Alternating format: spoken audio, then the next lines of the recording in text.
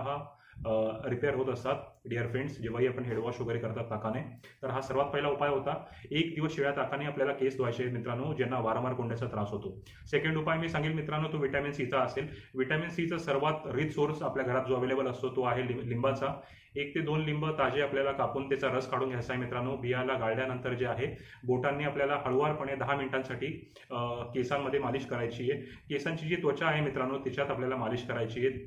लिंबाचा रस आपल्याला जिरवायचा आहे आणि रस 10-15 मिनिटांमध्ये जिरल्यानंतर, मालिश झाल्यानंतर आपल्याला 1 तास त्याला वाळत ठेवायचं आहे, म्हणजे सुकू द्यायचं आहे केसांमध्ये. लिंबाचा रस वाळल्यानंतर, सुकल्यानंतर तुम्ही गरम पाण्याने हेडवॉश करू शकतात मित्रांनो.